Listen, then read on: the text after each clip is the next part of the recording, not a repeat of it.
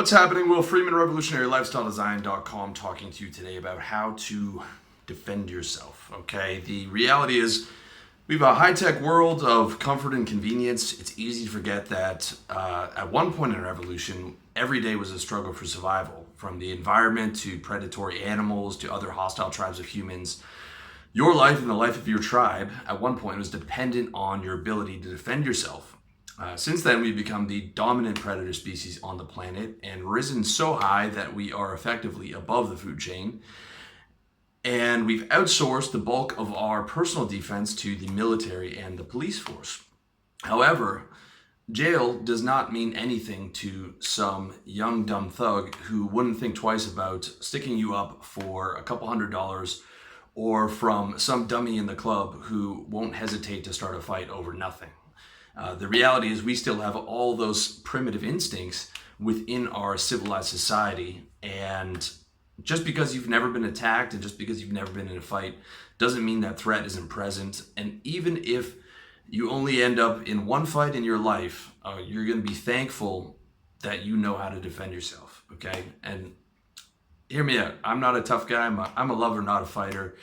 But I would like to think that I could defend myself and my people if push comes to shove. I do have that switch, and it is something that I would like to avoid, but at push comes to shove, I do believe that I could defend myself and my people if need be. But more importantly, in terms of self-defense, is using your brain, okay, to avoid fights in the first place. All right, just a quick legal disclaimer. Understand the self-defense laws in your state and country and follow them, okay? I'm going to break down like total avoidance of situations, but if you are getting into a fight, you should understand the self-defense laws and act accordingly so that you don't end up with an assault charge, okay? So the first point I want to make is the point of avoidance. This is the first rule of self-defense. It is avoiding a physical confrontation. Every legitimate self-defense expert will tell you the same thing, that avoiding a confrontation is the absolute best thing that you can do. Okay, being in a fight, especially as a grown man, is a worst case scenario. It doesn't matter how good your MMA skills are. Nothing good can come from getting in a street fight, okay? In a fight, you can get beaten, you can get stabbed, you can get shot, even if you're winning, okay? Because the guy decides to pull a weapon that you didn't see, or he has two friends that come rushing out of the club that you didn't see before until it's too late. And even if you win, you can still break your hand, you can break a finger, and you can get charged with assault when the cops show up and see you making it rain on some drunk degenerate. All right, that can mean a fine, that can mean a mark on your record, which means that you're not going to be able to get hired at a major corporation, or even jail time for assault. It's serious business, okay? Just a lot of guys think they can just get in a fight and that's it, and that it can easily lead to an assault charge if you're seen as the aggressor. All right, so number one is the first rule of avoidance is be alert and trust your instincts. The first step is just assessing threats and being aware whenever you're outside. I mean, you can be comfortable, but if something is registering on your threat radar, which should always be there in the back of your mind, you need to listen to that. All right. Number one is mindfulness awareness. Number two is getting rid of friends who cause problems or fight. Okay, those guys are only going to bring you down in the game of life. You want to surround yourself with winners. You are the 5 people you hang around with, and if you're hanging around with people that cause trouble and cause problems, you're going to find yourself ending up in fights, which is not cool. Number 3, don't go places where degenerates are. That means dive bars, dangerous clubs, especially those after hours drug dens. You know the kind of clubs I'm talking about that are open till 6 o'clock in the morning. Okay, nobody goes there except for druggies and drug dealers and thugs. Those are the only people that can be out until 6 o'clock on a Wednesday night. An easy way to avoid these types of situations is just to go to nice places, nice restaurants, nice lounges. If you can't afford to go somewhere nice, then stay in or go out less. And if you're broke, if you can't afford it, then you shouldn't be going out too much anyways. You should be focusing on getting your income up. Step 4, live in a safe neighborhood, in a safe city ideally. I feel a lot safer here in Chiang Mai than I did in Toronto. Toronto's safe for a big city, but I remember walking home at night in downtown, and there'd be like 3, 4 guys that my radar would go off of, who didn't look quite right. Whereas that rarely, almost never happens out here, and it's very nice to live somewhere where you feel comfortable. Okay, if you can't afford to live somewhere nice, at least get a small apartment in somewhere that's at least safe. Okay, if you're in a dangerous lower economic neighborhood right now, you need to get out of there as soon as you can, even if it just means moving to like a lower working class neighborhood with auto body shops that's at least safe, and like a small small apartment in there just to get you started, just to get you away from trouble, is an important thing. Like, focus on getting your money up so you can live where you want. That's the ideal. And to me, I think if you're in a dangerous neighborhood, you have to do whatever you can to get out of there. That's a big deal and should be a big priority for you. Step 5 is be respectful. Not only is it a better way to live, but it's better for your karma, and being respectful keeps you out of trouble. Okay, don't taunt guys, don't act aggressive, don't be rude, and be especially careful when you're hitting on girls in a club situation. Okay, that girl might have a boyfriend who's standing right next to her. You should be able to sort of walk into a club and assess the situation. I mean, I still think clubs are the worst way to pick up. I have an article and video on that. But if you are in a club situation, you should be able to have the awareness of like, okay, which girls am I going to go to talk to? Who are they there with? Is that their boyfriend, right behind her talking to his friends? And am I going to, if I go over to talk to her, am I going to be talking to her right next to, her boyfriend who looks aggressive with 3 of his friends right there, right? Which is not smart. The other thing you don't want to do, and I see a lot of pickup guys advocate this, and I think it's such a mistake. They advocate this sort of aggressive style of going up to girls and really putting your hands on them quickly.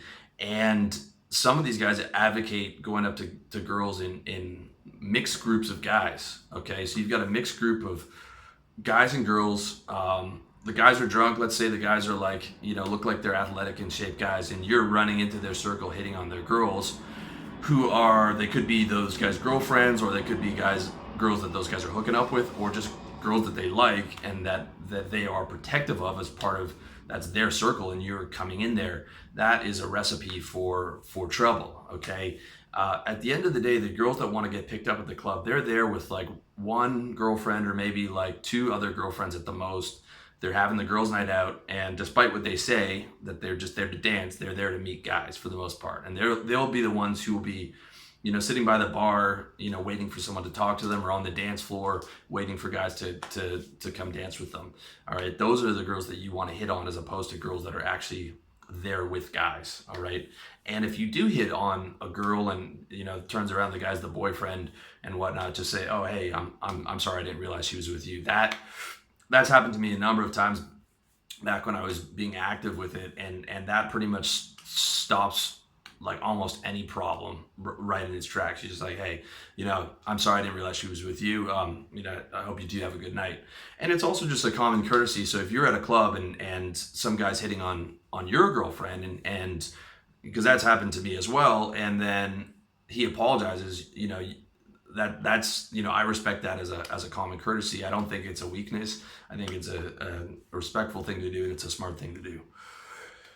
Step 6, avoid thugs when you see them. Okay, if you see a group of guys hanging around the ATM late at night, do not go to that ATM. If you're walking home late at night from a bar downtown, which again you shouldn't be, it's not smart in this day and age, and you see a bunch of thugs on one side of the street, it is a not weakness to cross the street. It is smart, okay? Because you're not going to be able to take 4 or 5 guys down, 4 or 5 aggressive, thugs down if they want to cause trouble with you, which they very well might be.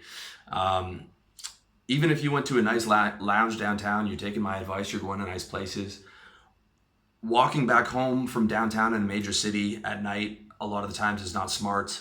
Taking the subway at night with a bunch of drug kids on there is usually not smart, as opposed to a cab. The other big one is that, that late night 24-hour McDonald's, there's fight in there, there's dumb kids in there, there's drunk people in there, especially if you're walking in and you're well dressed and you're with and your lady and she's well dressed. you set yourself up for potential problems. Okay. Step 6, and this is the final step on avoidance. If you're a wealthy businessman, especially in a country that is not particularly wealthy, and maybe you have a high profile if your company is well known, it makes sense to get security or a driver if you can afford it, to protect yourself, and to live in a gated community, and to take those extra precautionary measures. Even if you're traveling and you're sort of a wealthy guy, I know that Tim Ferriss, when he calls for pickup in a city that he's flying into, if it's not a especially safe city, if he's going to Mexico City or something along those lines, he will book the cab under a fake name. So because he's a public figure, so that if he sees the limo driver, the airport driver holding up the name Tim Ferriss, he knows that he's being set up. That's another thing that you can do, because businessmen do get kidnapped, and people do their research, and they have, people on the flight, in the airlines who tell them about passengers or things of that nature. And they bribe cab drivers, or they take over their cab. Okay, you can look up all the kidnappings that happen in Mexico every year, and it's serious business. So if you're traveling to countries like that, whatever extra precautions you can take is a smart thing, especially if you are a wealthy guy, and that just makes you more of a potential target. So that's avoidance. The next thing you need to focus on is self-defense. Okay, avoidance is great. But you should also know how to defend yourself just in case push comes to shove. Okay, and there are 3 major areas to cover here. The number 1 is to get built. Okay, forget about functional strength. The more muscular you are, the better you're going to be able to defend yourself, all things considered. That's why there's weight classes in MMA. I'm not saying that a smaller guy can't knock out a bigger guy, but on average, the more muscle you have, the bigger you are, the more advantage you have in a fight. Also, the bigger you are, the less likely you are for someone to test you. Okay, I'm not a big guy by any means. I'm 5'10", 175 pounds, but in high school at the same height, I was 120 pounds. So I've got about 50 pounds of muscle on it, and I can tell you it makes a big difference from being 175 as it does to being 120 or 125. All right. If you do have a little bit of size on you, it does make the guy think twice, as opposed to you being a little guy and he thinks he can walk all over you, type of thing. Point 2 is know how to defend yourself. Okay, if you want to train stuff that works, MMA is the best, of course. Boxing, Muay Thai, wrestling, and Brazilian Jiu-Jitsu are also all very good. With that said, if you are going to train, I would avoid training anything more than, learning the combinations, learning the skills, doing some bag work, in a class or whatever, and maybe some light sparring. Okay, but getting into gym wars, which a lot of serious trainees do, where guys are going at each other hard with another well-trained fighter, will oftentimes leave you worse than the fight that you're preparing for. Okay. Broken nose, concussion, having some Muay Thai killer just chop at your legs all day. That gym war is likely to be worse than the actual fight scenario. And at the end of the day, if you're in your 20s, early 30s, you might think you're young and invincible. But you have to carry that body for the rest of your life. You have one body. Okay. I'm 35 now, and I've switched up my whole training in the gym and in weightlifting protecting my joints and not getting injured is as important to me as putting on muscle. And, the same should apply when you're learning how to defend yourself. All right. You want to be able to know how to fight, but you don't want to hurt yourself in the process, and you don't want to develop injuries and muscle and joint stiffness. Okay, but outside of professional training, if you're just a regular guy like me, you should know 3 things, okay, in a fight. The first thing, and this is when you always see guys get knocked out, is to keep your hands up, okay? Every boxing trainer is going to tell you to keep your hands up. The UFC commentators will tell you to keep your hands up. When your hands are down, you're getting knocked out in a fight scenario, okay? So you've got your hands up 10 and 2 so that you can block punches. There's also I think you can look him up on YouTube. This guy who does crazy monkey defense, which is like this. You could have seen Tito Ortiz use that in a fight once when he was getting cornered. But either way, you want your hands around here so that, you know, the punches you'll be able to deflect on your hands or on your arms or whatever, which is still going to hurt, but you're not going to get knocked out. And that's where you want to swing from. So like after you strike, you pull back to this position. Okay, not like hands down in these wild hooks that you see guys throwing in like the World Star videos. Okay, because every time you hit someone, you open yourself up to get hit. All right, so keep those hands up, and if you know, practice or shadow box or do something, practice hitting and then back to hands up, hitting back to hands up. That's a really big deal on defense. The second point is learn how to throw tight, crisp hooks with both hands, like these ones, right to the jaw. Not those big looping wild punches, but those tight hooks to the jaw. And if you want to see someone do it really well, look at Mike Tyson's early videos when he gets inside, because he was a smaller guy.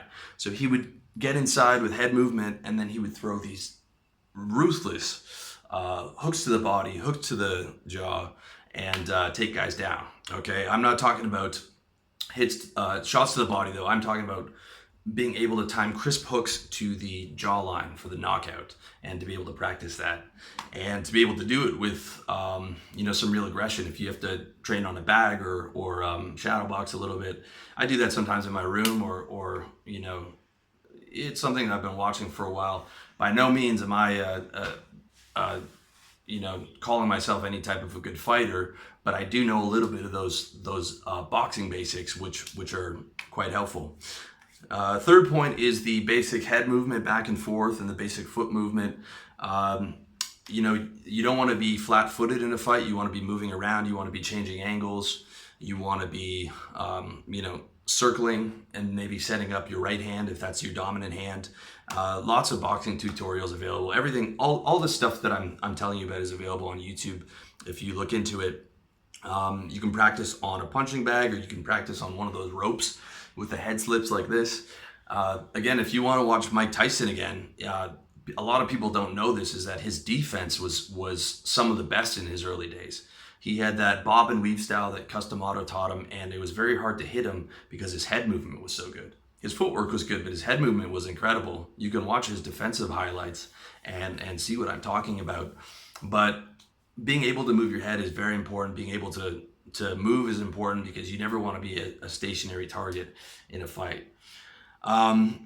Lastly, on how to defend yourself, number 3, if it's legal in your country and state, consider getting a firearm, certainly for your house, as well as getting proper training on how to use it.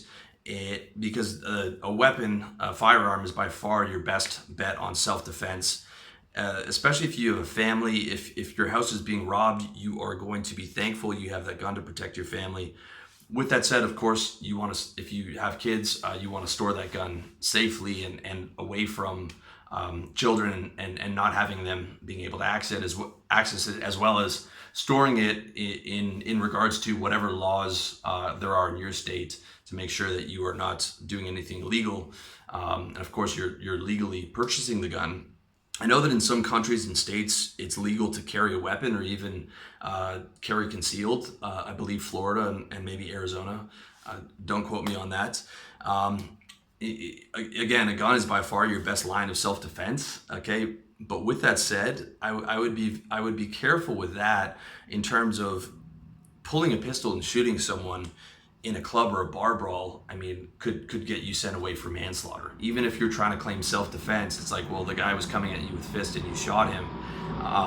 You know, it could easily be a bad situation. So, I mean, it's one thing to legally own a gun or carry it, but it's another thing to use it. And I would really make sure that you understand, you know, whatever laws there are, and follow those laws to the letter. I mean, ideally, you never would want to have to use it.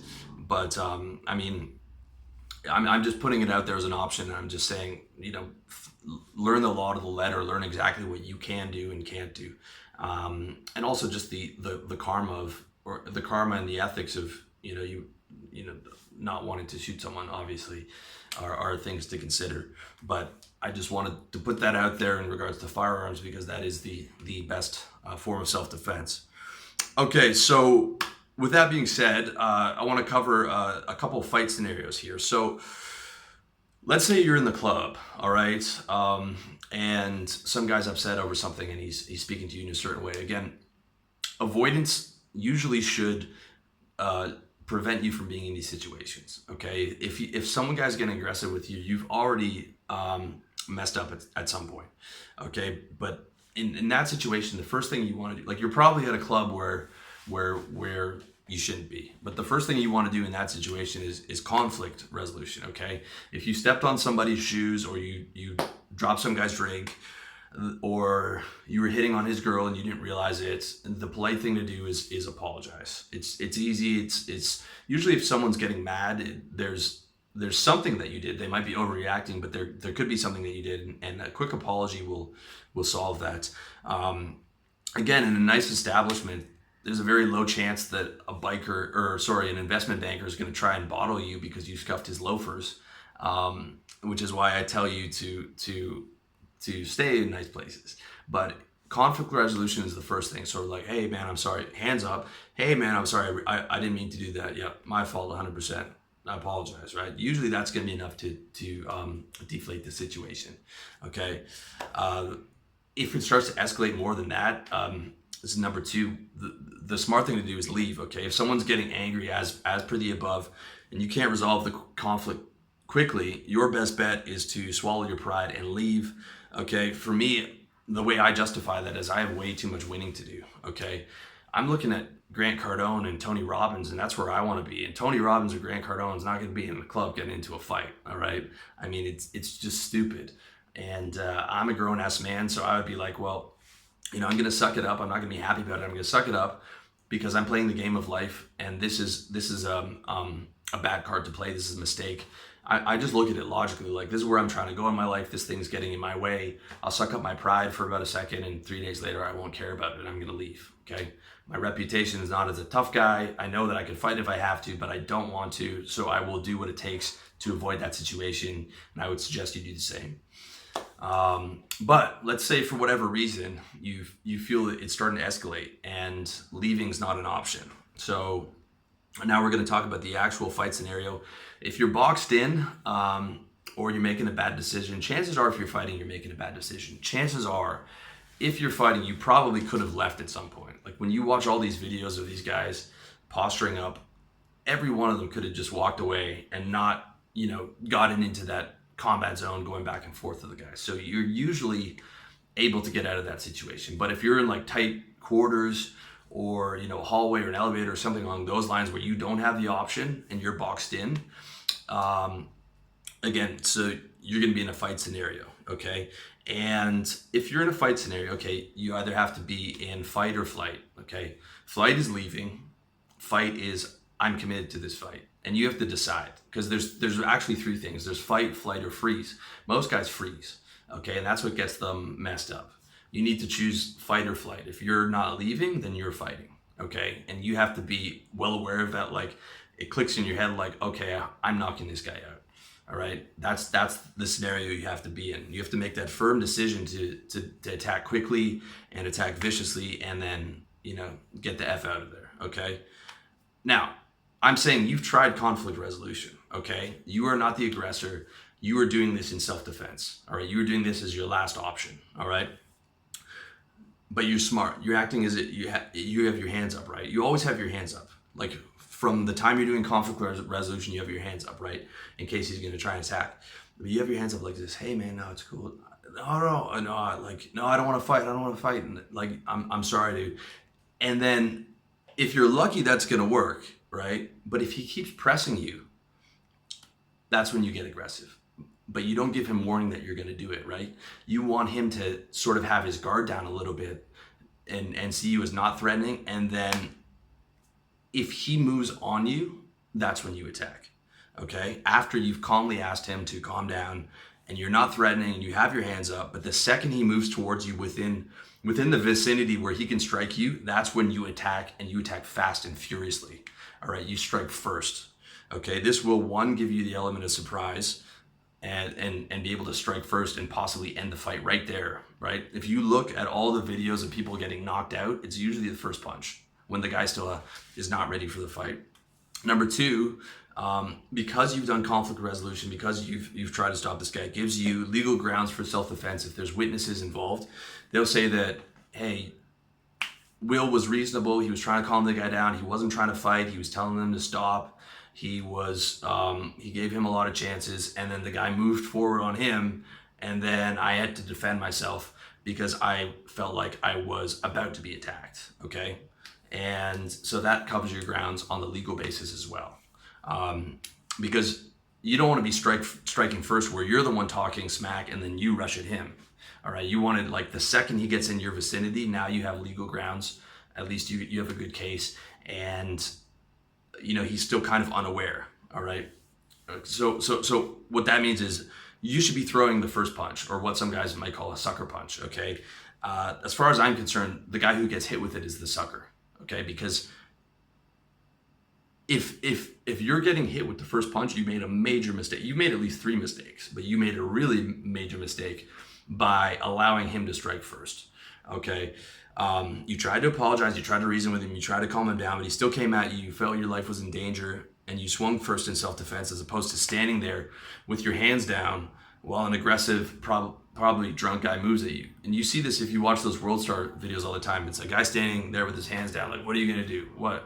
Hit me, right? And then what does the guy do? He hits him and he knocks him out.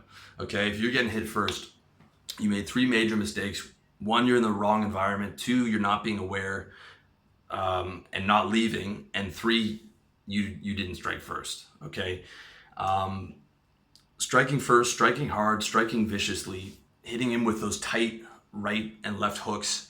You're gonna have about 30 seconds of adrenaline where you can go full tilt before you exhaust yourself, because a fight is going to be quite exhausting, and you can go full tilt on that jawline with those hooks. Striking hard, striking viciously, striking first is going to give you a massive advantage in a fight, and you need a massive advantage. Okay, do not make that display of posturing up for 20 minutes, alerting everyone in the area, letting the guy know there's going to be a fight. Like, what are you going to do, man? What are you going to do, right? I mean, this is the dumbest thing you can possibly do, okay? When you posture like that, you, 1, signal to everyone with a camera to start filming, so now everything's on record.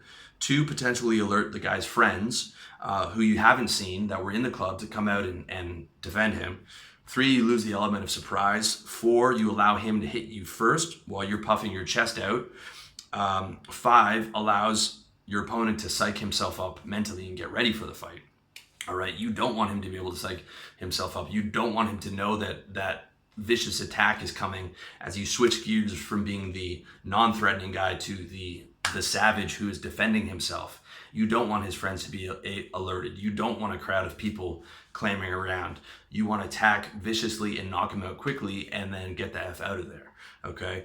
When you see two guys posturing, like every single one of those World Star or all those like fight videos online, it's because neither of them wants to fight, okay? As we covered, there's fight, flight, and freeze. Those guys are freezing. They're freezing, okay? They're pretending like they're not, but they're freezing. Each guy wants to intimidate the other guy with his words so that he backs down and doesn't fight.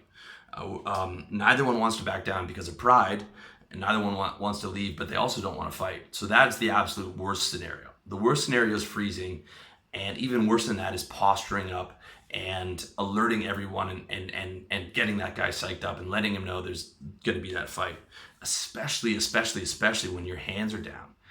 I've been researching videos all day on this, and all the guys' hands are down while they're doing this. Okay, I'm gonna have the links below in the YouTube video as well as the article on my site if you want to watch them. But everybody's hands are down and they're puffing their chest out and they're being verbally aggressive. This is just the absolute dumbest thing that you can do in a fight scenario. Okay, so as we covered before, leaving is the best option. But for whatever reason you decide to commit to the fight as self-defense, you have to strike first, especially if he's bigger than you, okay? And you don't stop till he's knocked out. So forget about, these phony baloney guys talking about hair pulling and eye gouging and groin strikes. And that if the guy's tough and he's big, that's probably just going to make him angrier, okay? You want him unconscious. The only time you're safe is when that guy's unconscious. When he's getting angrier because you hit him with a kidney shot, or you hit him with a groin strike, or you tried to scratch his eyes, or something along those lines, man, he's going to be even more pissed off, okay? You want him unconscious, and that means using those tight hooks to connect to the jaw, all right? The flesh, this part, not the pinky finger, right? Flesh part right on the button here, right? So that you turn the head quickly. That's where you want to land it. Those two, right? Left and right.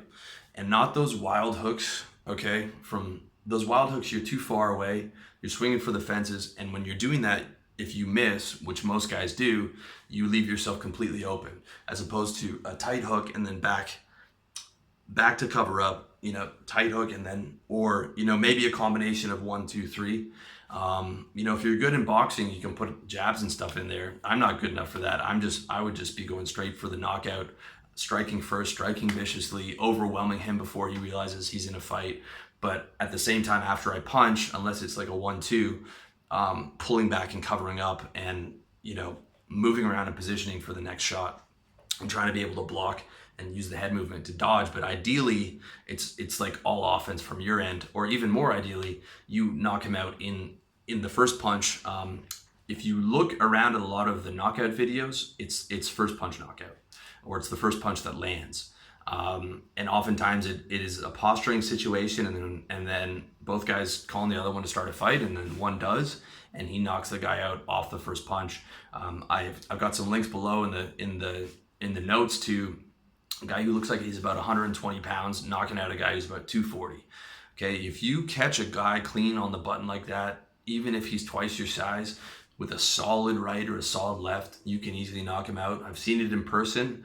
I saw what must have been a 17-year-old kid outside when he got rejected from a club, knock out who was maybe 130 pounds, knock out a bouncer who was 220, because the bouncer didn't think that kid was going to hit him. He wasn't taking him seriously, and out of nowhere, the kid just clocked him, and that guy was down, okay? And even if he's 230 pounds of muscle, his jawline isn't. He still has the same jaw as everyone else, okay? A knockout, that's why it's so hard for so many UFC guys to dominate the heavyweight division, because every potential punch that lands is a potential knockout, as opposed to the smaller guys, because those big guys have so much power, but their jaw doesn't change as you can't work out your jaw muscles. You can get a stronger neck, which helps, but at the end of the day, your jaw is your jaw. Okay, and if you don't know what a knockout is, a knockout's a concussion where it's caused by the brain rattling up against the inside of your skull.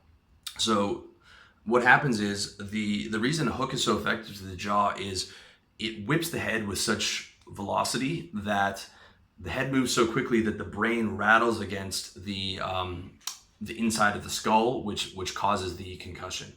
So that's why I'm advocating for you to aim for the jaw. If you look at almost all the knockouts in boxing, it's where the guy got hit on the jaw, and if you watch it in slow motion, you'll just see his head just whip to the side, and that's where the brain rattles up against the inside of the skull, and he's knocked out. And I mean, an unconscious opponent is a neutralized opponent.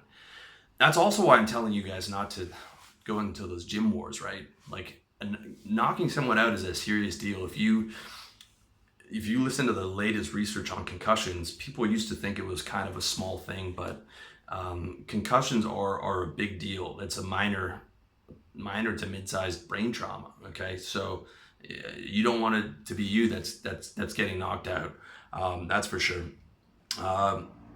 With that said, okay, not trying to throw those wild hooks, but don't expect it to be pretty. Okay, I know a little bit of footwork. I got some head movement.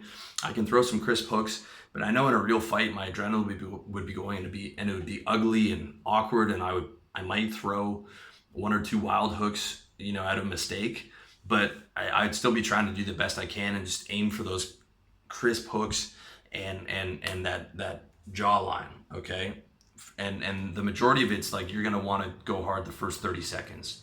Blitzkrieg style, overwhelm him with offense. The best defense is a good offense, assuming that you are following the laws of self-defense in your country and state. With that said, be careful how you punch because you don't want to break your hand. Okay, the reason boxers wear gloves is so that they don't break their hands. They used to do bare knuckle boxing and guys would break a hand or a finger in every fight.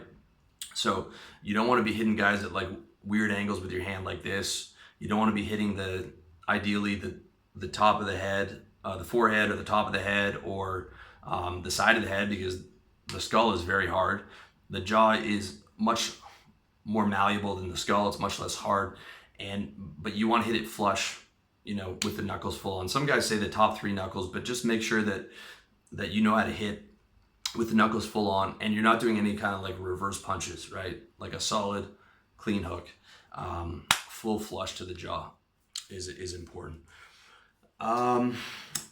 Another thing to take note of, I know that I mentioned a bunch of different martial arts styles, and Brazilian Jiu-Jitsu is super effective, been tested and proven, but I would not recommend it in a street fight, because you don't know how many guys you're fighting, and while you have him down on the ground in an arm bar, his friends could come around that you didn't see and start stomping you out, or bystanders could jump in and take the other guy's side. The other thing that can happen is just you're trying to pull a guy to the ground and into some kind of an armbar or whatever. He can grab a beer bottle and smash that over your head while you're trying to get him into some type of hold. The other thing is it's not like an MMA fight where, okay, let's say you're trying to get an armbar in a guy and you've got him in an armbar and you're winning and his friends aren't there and no one's jumping in.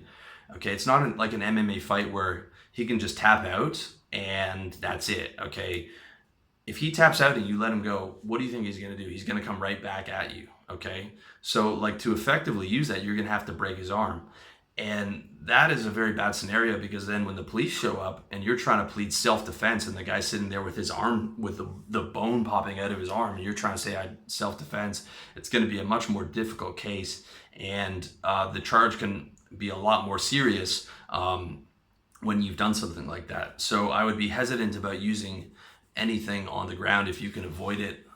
Knowing a bit of wrestling, knowing a bit of takedown defense is important, and keeping it standing up is ideal. Not just for that reason, but in case you have to run, so you can, in case there's multiple opponents for you to move around and attack, keeping it standing up is ideal, in my opinion.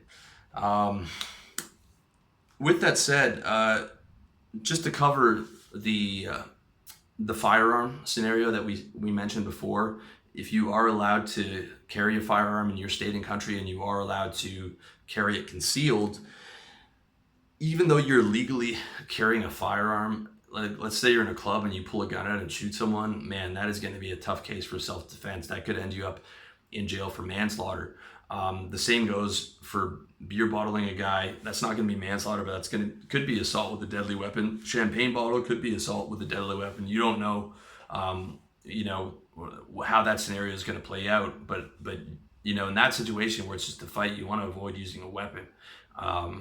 Because you have to think about all your risk factors, and like there's a risk in the fight, but chances are if the fight lasts long enough, the cops are going to show up, or they're going to be called, or if someone's shot, I mean, they're definitely going to investigate on that. So you want to avoid using any type of a weapon in a bar fight or a club fight if you can, in my opinion. Like ideally you knock them out quickly and viciously, and when you do, the smart move is to leave as quickly as possible. Okay, no world star bragging, no posturing. You do not want the police to show up while you got your shirt off and you're yelling and screaming and the guy's on the ground, because they're going to think that you are the aggressor. Okay.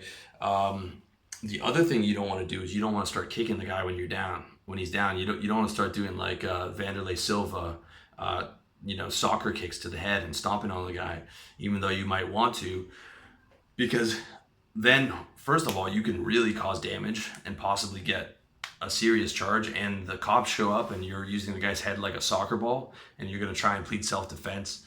That's going to be very difficult. Okay, so he's knocked out on the ground, or if he's not knocked out, he's just out of it and he's sort of rolling around. Okay, now's when you get the team and you get out of there. All right, as soon as possible. Nothing good can come from standing around waiting for his friends to show up, or waiting for who knows what to happen. All right.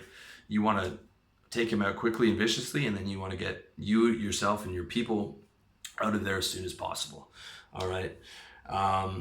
With that said, if the fight goes the other way and you're losing, or maybe you're winning, but then two of his friends jump in, okay, you're not going to be able to take on three guys.